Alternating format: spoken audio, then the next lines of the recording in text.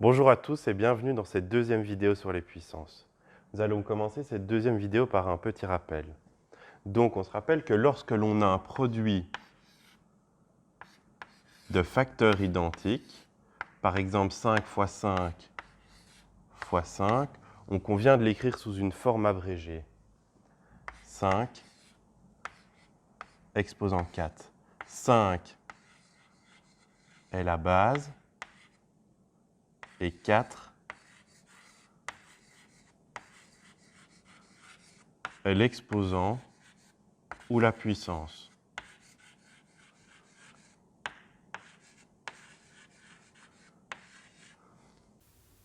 Attention, j'ai commis une petite erreur dans ce que je viens de dire. Dans la forme 5 exposant 4 ou 5 puissance 4, 5 est bien la base et 4 est l'exposant. Il ne s'agit pas de la puissance, comme je l'ai écrit précédemment au tableau.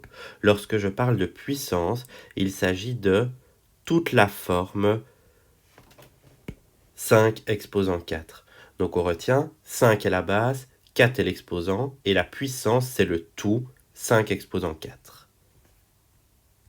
On va maintenant un peu plus s'intéresser aux exposants 0 et aux exposants 1. Avant de passer et d'essayer de calculer l'exposant 0 et l'exposant 1, on va essayer de calculer ici 2 exposants 2. Donc les puissances de 2 exposants. 2 exposants 2, ça fait 2 fois 2, ça fait 4. 2 exposants 3, donc 2 est la base qu'on va répéter 3 fois. 2 fois 2 fois 2, ça fait 8. 2 exposant 4, 2 est la base qu'on va répéter 4 fois. 2 fois 2 fois 2 fois 2, ça fait 8. Ça fait 16, pardon. Ensuite, on va passer à l'exposant 1. On va d'abord un peu analyser ce qui s'est passé dans la partie droite du tableau.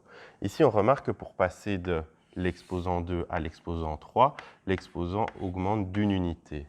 En même temps, pour passer de 2 exposant 2 à 2 exposant 3, la puissance ici elle vaut 4 et la puissance ici elle vaut 8, on remarque qu'on multiplie par 2. On multiplie par 2, pourquoi? Parce que c'est la base. Ici, pour passer de 2 exposant 3 à 2 exposant 4, on rajoute un facteur 2, donc 8 fois 2, ça fait bien 16. De la même manière, pour passer de l'exposant 3 à l'exposant 4, on augmente d'une unité. On va regarder maintenant ce qui se passe dans l'autre sens. Pour passer de l'exposant 4 à l'exposant 3, l'exposant baisse d'une unité. En dessous, pour passer de 16 à 8, donc pour passer de 2 exposant 4 à 2 exposant 3, on divise par 2. De la même manière, passer de 2 exposant 3 à 2 exposant 2, on passe de 8 à 4, on redivise par 2. Et on remarque au-dessus ici, pour passer de 3 à 2, l'exposant diminue d'une unité. On va essayer de suivre cette logique pour trouver les réponses de 2 exposant 1 et 2 exposant 0. Donc, pour passer de l'exposant 2 à l'exposant 1, il baisse d'une unité.